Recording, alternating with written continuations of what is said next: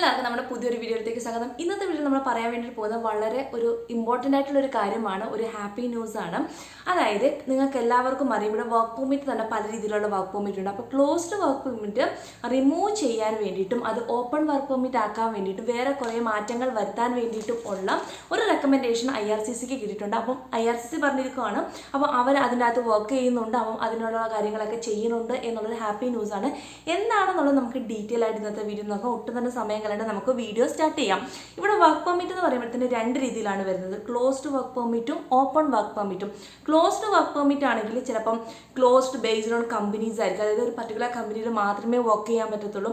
അല്ലെങ്കിൽ ചിലപ്പോൾ closed based on region ആയിരിക്കും, അതായത് ഒരു പർട്ടിക്കുലർ ലൊക്കേഷൻ പർട്ടിക്കുലർ റീജിയനിൽ മാത്രമേ വർക്ക് ചെയ്യാൻ വേണ്ടി പറ്റത്തുള്ളൂ, പർട്ടിക്കുലർ പ്രൊവിൻസിൽ മാത്രമേ വർക്ക് ചെയ്യാൻ വേണ്ടി പറ്റത്തുള്ളൂ.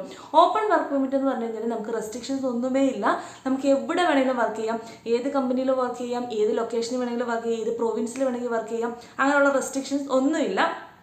ഈ ഒരു ഓപ്പൺ വർക്ക് പെർമിറ്റ് ആണ് പൊതുവേ നമുക്ക് സ്പൗസ് വിസയ്ക്കൊക്കെ കിട്ടുന്നത്. ഓൾമോസ്റ്റ് എല്ലാ ആൾക്കാർക്കും സ്പൗസിൽ വന്നു കഴിയുമ്പോൾ നാട്ടിൽ നിന്ന് നമ്മൾ ആ വിസയൊക്കെ സ്റ്റാമ്പ് ചെയ്തിട്ട് ഇവിടുത്തെ എയർപോർട്ടിൽ വന്നു കഴിയുമ്പോഴത്തേന് ഇവർ അടിച്ചു തരുന്നത് നമുക്ക് ഓപ്പൺ വർക്ക് പെർമിറ്റ് ആണ്. നോർമൽ കേസിൽ ചില ആൾക്കാർക്ക് എന്ന് പറഞ്ഞാൽ എക്സെപ്ഷൻ കേസ് പോലെ ക്ലോസ്ഡ് വർക്ക് പെർമിറ്റ് ആയിരിക്കും. എക്സാമ്പിൾ, നിങ്ങളുടെ വൈഫ് ഇവിടെ സ്റ്റുഡൻ്റ് ആയിട്ടാണ് പഠിക്കുന്നത്, അപ്പം ഏത് പ്രൊവിൻസിലേക്കാണോ നിങ്ങൾ വരുന്നത്, ചില ആൾക്കാർക്ക് ഒരു എക്സെപ്ഷൻ കേസ് പോലെ ആ പ്രൊവിൻസിൽ മാത്രം വർക്ക് ചെയ്യുന്ന ക്ലോസ്ഡ് വർക്ക് പെർമിറ്റ് കിട്ടും. പക്ഷെ നോർമൽ കേസിൽ ഒരു 98% ആൾക്കാർക്ക് ഓപ്പൺ വർക്ക് പെർമിറ്റ് ആണ് കിട്ടുന്നത്. ഇപ്പം ഞാൻ വേറൊരു കാര്യം പറയാം, ഇതെന്ന് പറഞ്ഞു കഴിഞ്ഞാൽ LMAയുടെ കേസസ് ആണ് വരുന്നത്. അതായത് നമ്മൾ നാട്ടിൽ നിന്ന് ഇപ്പം നാട്ടിൽ നിങ്ങൾ നല്ലൊരു കമ്പനിയിൽ വർക്ക് ചെയ്യുവാണ്, അപ്പം നിങ്ങൾ വിചാരിക്കുകയാണ് ഇവിടെ വന്ന് കുറച്ച് നാൾ കാനഡയിൽ വന്നിട്ട് വർക്ക് ചെയ്യാം, കാനഡയിൽ വന്നിട്ട് PR ഒക്കെ എടുത്ത് വെച്ചിരിക്കുക എന്ന് വരുമ്പോഴത്തേന് നിങ്ങൾ എന്താണ് ചെയ്യുന്നത്, അവിടുത്തെ കമ്പനിയിൽ നിന്ന് ഇങ്ങോട്ടേക്കും ഓൺ സൈറ്റ് ആയിട്ടൊക്കെ ആൾക്കാർ വരൂലേ.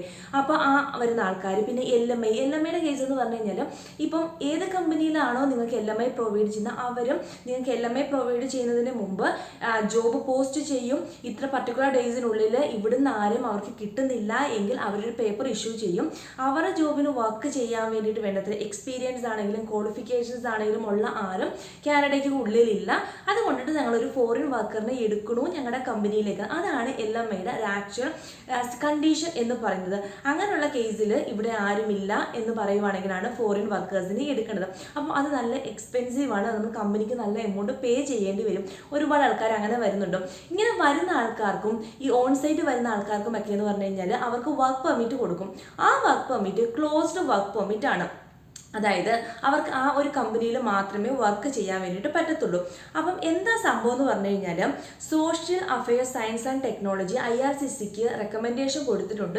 ഈ ഒരു ക്ലോസ്ഡ് വർക്ക് പെർമിറ്റ് കൊടുക്കുന്നത് കൊണ്ടിട്ട് ഒരുപാട് പ്രശ്നങ്ങൾ സംഭവിക്കുന്നുണ്ട്. അതായത് അവരുടെ സ്കില്ലിന് അനുസരിച്ചിട്ടുള്ള സാലറി അവർക്ക് കിട്ടുന്നില്ല, അവർക്ക് വേണ്ടത്ര ആനുകൂല്യങ്ങൾ കിട്ടുന്നില്ല. കാരണം പല കമ്പനീസിലും പല പല ബെനിഫിറ്റ്സ് ഉണ്ട്. ഇപ്പോൾ ഇൻഷുറൻസ് ആണെങ്കിലും ഹെൽത്ത് കെയർ ആണെങ്കിലും ഒരുപാട് ബെനിഫിറ്റ്സ് ഉണ്ട്. അപ്പം ഇവർ ഈ ക്ലോസ്ഡ് വർക്ക് പെർമിറ്റ് ആയതുകൊണ്ടിട്ട് ഇവർക്ക് ഈ ബെനിഫിറ്റ്സ് ഒക്കെ കുറവായിരിക്കും, സാലറി കുറവായിരിക്കും. കാരണം ഇവർ ഈ ഒരു കമ്പനി വിട്ടിട്ട് പുറത്ത് പോകാൻ വേണ്ടിയിട്ട് പറ്റത്തില്ല. കാരണം അവർ പുറത്ത് പോയി കഴിഞ്ഞാൽ അത് ഇല്ലീഗലായി പോകും. അപ്പം ഇതിനുള്ളിൽ തന്നെ അവർ നിൽക്കണം. അപ്പം അതുകൊണ്ടിട്ടാണ് ഇവർക്ക് ഈ ഒരു ക്ലോസ്ഡ് വർക്ക് പെർമിറ്റ് കൊടുക്കുന്നത്.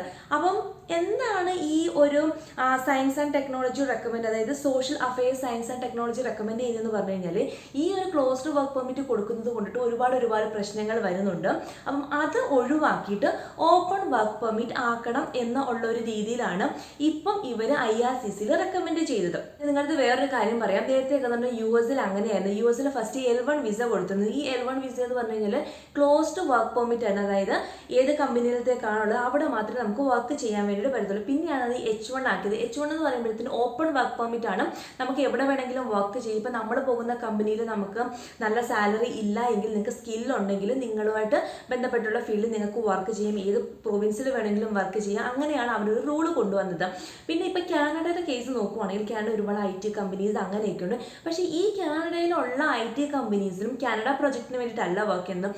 പല കമ്പനീസും US പ്രൊജക്റ്റാണ് കാനഡയിൽ വർക്ക് ചെയ്യുന്നത്. അപ്പോൾ നമുക്ക് ഡൗട്ട് വരാം, ഈ US പ്രൊജക്റ്റ് എന്തിനാണ് ഈ കാനഡയ്ക്കുള്ളിൽ വർക്ക് ചെയ്യുന്നത്, US കമ്പനീസിൽ നിന്ന് വർക്ക് ചെയ്താൽ പോരെയെന്ന്. പക്ഷേ എന്താ സംഭവം എന്നറിയോ, അതായത് നിങ്ങൾക്കറിയാം US എന്ന് പറയുന്നത് ഡോളറാണ്, കാനഡയിൽ വരുമ്പോഴത്തേന് ക്യാഡിലാണ്. അതായത് ബെനിഫിറ്റ്സ് സാലറി എല്ലാം സെയിം ആയിരിക്കും. ഇപ്പോൾ ഫോർ എക്സാമ്പിൾ ഇപ്പം US ആൾക്കാരാണെങ്കിൽ ഒരു 100K ആണ് സാലറി എന്ന് വിചാരിച്ചോ.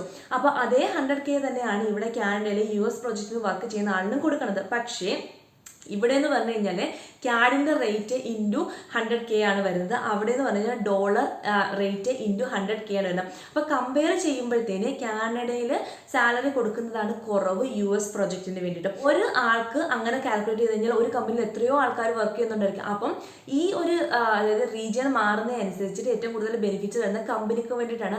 അതുകൊണ്ടിട്ടാണ് പല US പ്രൊജക്റ്റിനും കാനഡയിലേക്ക് ഓൺ സൈറ്റിൽ വിട്ടിട്ട് ആൾക്കാരെ കൊണ്ടിട്ട് വർക്ക് ചെയ്യിപ്പിക്കുന്നത്.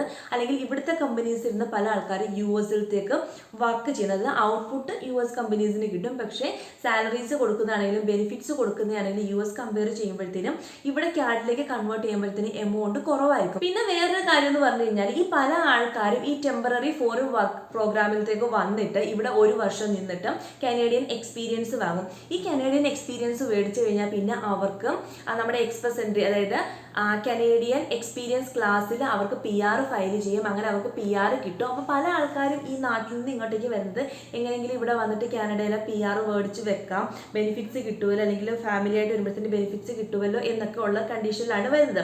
അപ്പം ആ ഒരു വരുന്ന ആൾക്കാർക്ക് ഒരു ബെനിഫിറ്റ് ആകത്തക്ക രീതിയിലാണ് ഈ ക്ലോസ്ഡ് വർക്ക് പെർമിറ്റ് മാറ്റിയിട്ട് ഓപ്പൺ വർക്ക് പെർമിറ്റ് ആക്കണമെന്നും. ഈ ഞാൻ പറഞ്ഞ social affairs, science and technology IRCCക്ക് റെക്കമെൻഡ് ചെയ്തിരിക്കുന്ന 2 കേസാണ്. അതായത് ഓപ്പൺ വർക്ക് പെർമിറ്റിലേക്ക് ആക്കാന്ന് പറഞ്ഞ 2 കേസാണ്. ഒന്നെന്ന് പറഞ്ഞു കഴിഞ്ഞാൽ ഓപ്പൺ വർക്ക് പെർമിറ്റ് അല്ലെങ്കിൽ ക്ലോസ്ഡ് വർക്ക് പെർമിറ്റ് വിത്ത് റീജിയൻ ബേസ്ഡ്, അതായത് ഒരു പർട്ടിക്കുലർ റീജിയൻ അല്ലെങ്കിൽ പർട്ടിക്കുലർ പ്രൊവിൻസിൽ ഫുള്ളായിട്ട് വർക്ക് ചെയ്യാൻ അലോ ചെയ്യണം. ഇപ്പോൾ ഫോർ എക്സാമ്പിൾ ഒരാളും ഇപ്പം നോവാ സ്കോഷ്യയിലേക്ക് വന്നെന്ന് വിചാരിച്ചു. ഈ നോവാ സ്കോഷ്യയിൽ അവർക്ക് നേരത്തെ എന്ന് പറഞ്ഞു കഴിഞ്ഞാൽ ഒരു കമ്പനി, ആ ഒരു കമ്പനിയിൽ മാത്രമേ വർക്ക് ചെയ്യാൻ വേണ്ടിയിട്ട് പറ്റത്തുള്ളൂ. പക്ഷേ ഇവർ റെക്കമെൻഡ് ചെയ്തത് IRCCക്ക് എടുത്ത് റെക്കമെൻഡ് ചെയ്തത് വെച്ചിട്ട് അവർക്ക് ഈ ഒരു നോവാ സ്കോഷ്യയിൽ ഏത് കമ്പനി, ഇപ്പോൾ ഫോർ എക്സാമ്പിൾ IT ഫീൽഡ് ആണെങ്കിലും ഈ നോവാ സ്കോഷ്യയിലുള്ള ഏത് IT കമ്പനിയിൽ വേണമെങ്കിലും അവർക്ക് വർക്ക് ചെയ്യാം, റെസ്ട്രിക്ഷൻ ഇല്ലാണ്ട്. അതാണ് ഒരു റെക്കമെൻഡേഷൻ. ഇനി രണ്ടാമത്തെ റെക്കമെൻഡേഷൻ എന്ന് പറഞ്ഞാൽ സെക്ടർ ബേസ്ഡ് ആണ്. അതായത് ഫോർ എക്സാമ്പിൾ ഒരാൾ വരുമ്പോഴത്തേന് അവർക്ക് റെസ്ട്രിക്ഷൻ മാറ്റുവാണെങ്കിലും ഇപ്പോൾ IT കമ്പനി ഉള്ള IT ഫീൽഡിൽ എക്സ്പീരിയൻസ് ഉള്ള ഒരാളാണെങ്കിൽ IT-യിൽ തന്നെ വർക്ക് ചെയ്യണം. അവർക്ക് ഇപ്പോൾ ഫോർ എക്സാമ്പിൾ ട്രാൻസ്പോർട്ടേഷനിൽ ജോലി ചെയ്യാൻ വേണ്ടിയിട്ട് പറ്റില്ല, അത് റെസ്ട്രിക്ഷൻ കാണും. പക്ഷേ ഒരു IT കമ്പനിയിൽ നിന്ന് വേറെ IT ഫീൽഡിലേക്ക് മാറാം. അവരുടെ സ്കിൽ ഏതാണോ, അവർ ഇങ്ങോട്ടേക്ക് വരുന്നത് ഏത് സ്കിൽ ബേസ് ആണോ അതിൻ്റെ വേറെ ജോലിയിലേക്ക് അവർക്ക് പോകാം. 2 കാര്യമാണ് IRCC എടുത്ത് ഇവർ റെക്കമെൻഡ് ചെയ്യുന്നത്. അപ്പോൾ IRCC പറഞ്ഞിട്ടുണ്ട് ഇത് കാര്യമായിട്ട് പരിഗണിക്കാം എന്ന ഉള്ള ഒരു റിപ്പോർട്ടാണ് ഇപ്പം വന്നിട്ടുള്ളത്. പക്ഷേ ഇതൊരു കണക്കിന് നല്ലതാണ്. കാരണം ഈ ക്ലോസ്ഡ് വർക്ക് പെർമിറ്റിൽ വരുമ്പോഴത്തേക്കും നമുക്കൊന്നും ചെയ്യാൻ വേണ്ടിയിട്ട് പറ്റത്തില്ല.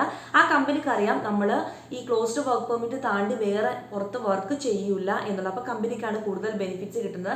അപ്പം ഇത്രയും റെസ്ട്രിക്ഷൻസ് ഒക്കെ വന്നു, ഇത്രയും കാര്യങ്ങളൊക്കെ നടക്കുന്നതിനിടയ്ക്കും ഇങ്ങനെ പോസിറ്റീവായിട്ടുള്ള കുറച്ച് കാര്യങ്ങൾ നടക്കുന്നുണ്ട്, പല ഫീൽഡിൽ നടക്കുന്നുണ്ട്. PGWP ആയിട്ട് ബന്ധപ്പെട്ടിട്ടുള്ള അപ്ഡേറ്റ്സിന് വേണ്ടി നമ്മൾ വെയിറ്റിംഗ് ആണ്. അപ്പം അതുമായിട്ട് ബന്ധപ്പെട്ടുള്ള അപ്ഡേറ്റ്സ് ഒക്കെ ഞാൻ വരും വീഡിയോകളിലും നിങ്ങളുടെ ഷെയർ ചെയ്യുന്നതായിരിക്കും. അപ്പം ഇത്രയൊക്കെ ഉള്ളൂ ഇന്നത്തെ വീഡിയോ. അപ്പോൾ നിങ്ങൾക്ക് വീഡിയോ ഇഷ്ടമായെങ്കിൽ നിങ്ങളുടെ അഭിപ്രായം എന്താണെങ്കിലും കമൻറ്റായിട്ട് മെൻഷൻ ചെയ്യാം. പിന്നെ നിങ്ങൾക്ക് എന്തെങ്കിലും കാര്യങ്ങൾ അറിയണമെങ്കിൽ, നിങ്ങൾക്ക് എന്തെങ്കിലും പറയാനുണ്ടെങ്കിൽ അതും കമൻറ്റായിട്ട് മെൻഷൻ ചെയ്യും. ബാക്കിയുള്ള ആൾക്കാർക്ക് കൂടി യൂസ്ഫുൾ ആവുമല്ലോ. ഇനി നമുക്ക് പുതിയൊരു വീഡിയോയിൽ പുതിയൊരു ടോപ്പിക്കിൽ കാണാം. അതുവരെ ബൈ.